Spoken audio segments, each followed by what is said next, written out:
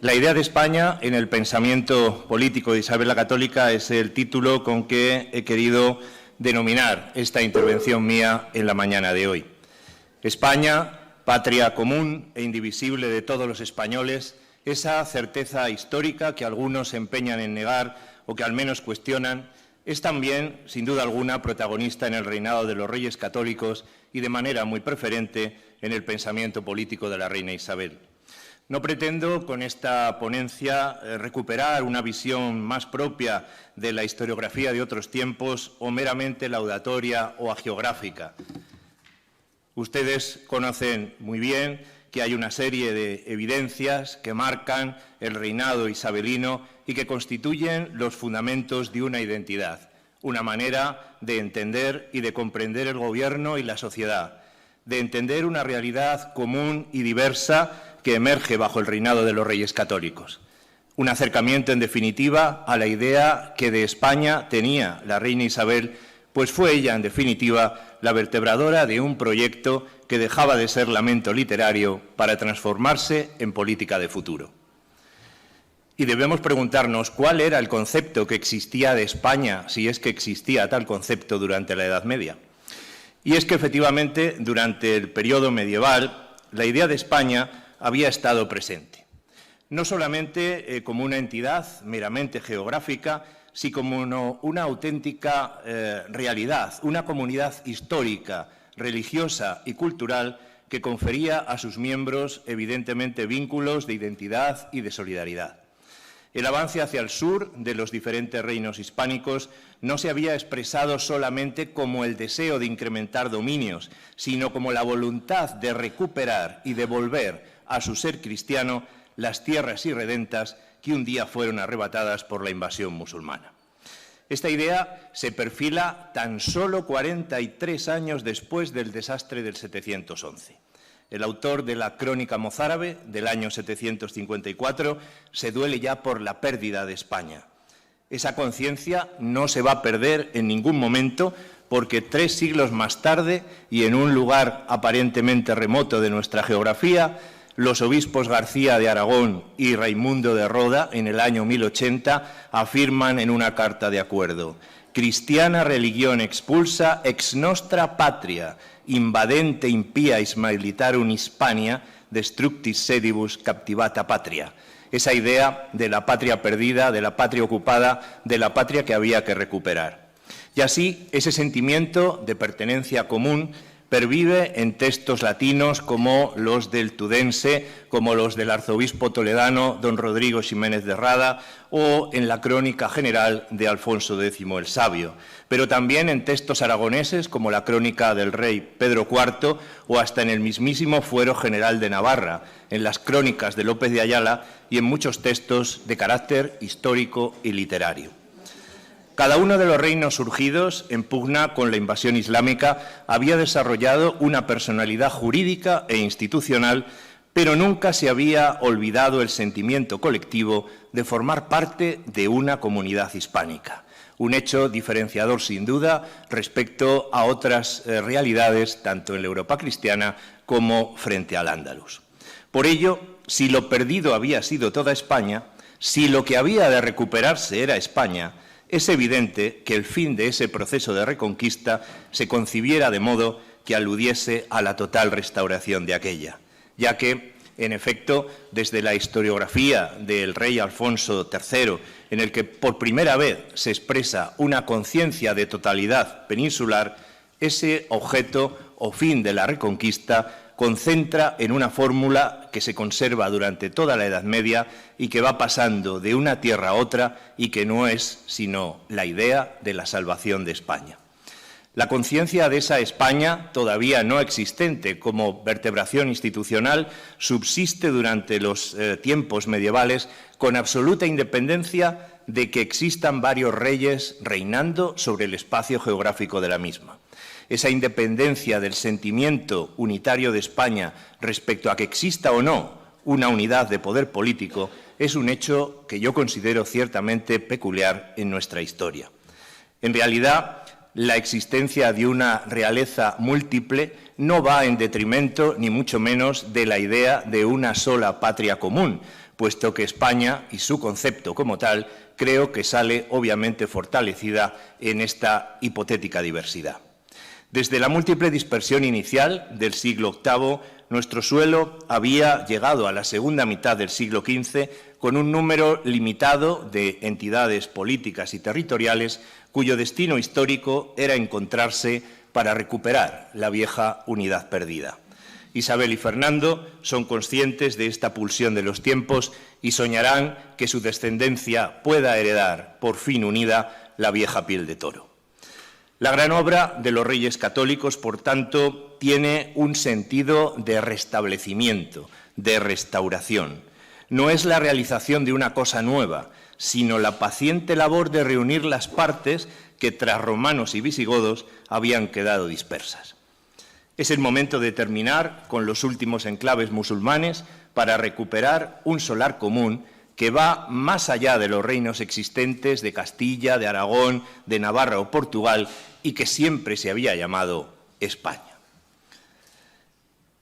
En septiembre de 1468, ante la silente presencia de los berracos betones anclados en los mismos orígenes de nuestra España, la hasta entonces infanta Isabel es jurada como princesa de Asturias y heredera, por tanto, al trono castellano. Aquel pacto de los toros de Guisando en tierras del Tiemblo, a medio camino entre Ávila y Toledo, cordón umbilical entre ambas Castillas, supone el fiel de la balanza de una empresa que comienza a vislumbrarse. La restauración de la perdida España estaba entrando en su capítulo final, aunque ni sus mismos protagonistas, como pueden imaginarse, eran conscientes de ello en aquel histórico momento. El matrimonio en Valladolid de Isabel y Fernando en 1469, del que don José María nos ha hablado anteriormente, supondría la suma de energías que se requerían para alumbrar el proceso histórico que va a desencadenarse. A pesar de las conjuras y de los sobresaltos, a pesar de la guerra civil de sucesión que ambos deben afrontar, todas esas dificultades no van a ser sino un último intento por parte de las fuerzas que esquilman y dividen sistemáticamente el reino de evitar un tiempo nuevo que va a terminar con las banderías bajomedievales, tanto en Castilla como en Aragón. Isabel y Fernando asumieron sin duda una inmensa tarea, abordando siempre su acción de gobierno desde la prudencia, midiendo con acierto las posibilidades de éxito, aceptando riesgos razonables y consolidando sus logros para el futuro. Siempre se ha aceptado la imagen de un Fernando el Católico como exponente de acción política, como el espejo de príncipes del Renacimiento, como el modelo para el florentino Maquiavelo. Siendo esto cierto, no lo es menos que la reina Isabel también desarrolló una amplia visión política de las realidades de su tiempo, siendo una parte importante en la misma su consideración de una idea de España. Una nación que aún no existía en su arquitectura institucional, pero que ya se perfilaba en un horizonte cada vez más cercano y la reina era plenamente consciente de ello. La creación, por ejemplo, de la Santa Hermandad en las Cortes de Madrigal de 1476 es ya un temprano ejemplo de visión nacional y considerado por muchos autores como el primer cuerpo policial de Europa sometido a organización y administración gubernamental. En 1480, con el ordenamiento de las Cortes de Toledo, los Reyes Católicos inauguran una nueva concepción del corregidor que se va a convertir también en un oficial con un carácter de administración territorial castellana. Las diferentes reformas militares, de las que posteriormente nos hablarán, son también una demostración evidente de un intento de cohesión y de organización. La unión dinástica de Castilla y de Aragón generaba grandes expectativas en las más preclaras mentes de ambos reinos, y no solo se detectaban temores o resistencias, sino que aquellos que no querían comprender el signo modernizador de los tiempos serían definitivamente barridos, puesto que lo que estaba por llegar era un tiempo nuevo y español. Esa conciencia de unidad trasciende en fechas tempranas y ya en 1485 el franciscano Fray Ambrosio de Montesino, predicador de los Reyes, compone unas coplas a San Juan Evangelista en las que dice que están hechas por mandato de Nuestra Señora, la Reina de España, y cuyas últimas estrofas finales dicen: todo el cielo te acompaña y te honora, y la reina te es de España servidora. 6 años más tarde, este mismo autor llama reyes de España a los reyes católicos en el romance heroico sobre la muerte del príncipe don Alfonso de Portugal, hecho a petición de la infanta viuda doña Isabel. En su proemio epistolar a la Vita Christi de Ludolfo de Sajonia, Montesino afirma que está enderezando a los cristianísimos y muy poderosos príncipes el rey don Fernando y la reina doña Isabel, reyes de España e de Sicilia, invictísimos y muy excelentes. Como pueden comprobar, la referencia geográfica y política ya no puede ser más explícita. También otras personas e instituciones del momento hablaron con toda naturalidad de un gran y unido reino y de los reyes católicos como reyes de España. Los predicadores se dirigían a los monarcas en sus sermones como el rey y la reina de las Españas o de España, y un gran poeta valenciano los reconocía como reis de España. En 1493, incluso el gobierno municipal de Barcelona reconoce y se refiere a don Fernando como rey de España, el Nostre Señor. Diego Valera, Pedro Mártir de Anglería, Antonio de Nebrija y otros autores también mantienen expresiones semejantes. En su pensamiento político, la reina Isabel soñaba con una idea de España ligada a su amado hijo varón, el príncipe don Juan, llegando a regir los Reinos Unidos. Su deseo, su sueño, se hubiera cumplido. De ahí su esmerada educación y el cuidado en concertar su matrimonio. En la ciudad de Salamanca publica en 1495 Luis Ramírez de Lucena su arte de ajedrez dedicado al serenísimo don Juan, príncipe de las Españas. Y lo mismo hace Juan de la Encina un año después, en el 96, con su arte de poesía castellana, en cuyo proemio aludía a la labor del dotísimo maestro Antonio de Nebrija, aquel que desterró de nuestra España los barbarismos que en lengua latina se habían criado. Realmente la esperanza que don Juan suscitaba en sus padres era verdaderamente absoluta y reconocida por todos ellos e incluso por los poetas de su tiempo. Diónos Dios reyes de tal perfección que fueron remedio de mal tan entero. Dióles Dios hijo varón heredero, juntando a Castilla, Sicilia, Aragón. Oh, cuántos placeres España sintió, en todos lugares haciendo alegrías y fiestas las noches, fiestas las días, cuando el gran príncipe ya nos nació. Realmente había un sentimiento de euforia, de consecución de una meta que se veía al alcance de la mano.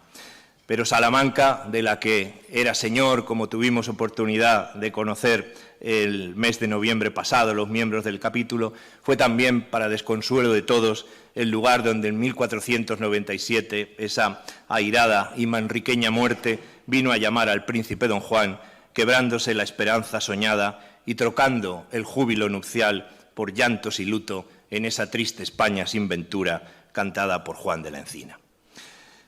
La reina Isabel no solo ansiaba la unidad de Castilla y Aragón, ahora ampliada a las tierras granadinas ya liberadas. Hija de reina portuguesa y sabedora de la importancia que tenía el pasar del enfrentamiento a la unidad con el reino lusitano, concertó el matrimonio de su primogénita Isabel con el desdichado príncipe don Alfonso I y con don Manuel el Afortunado después.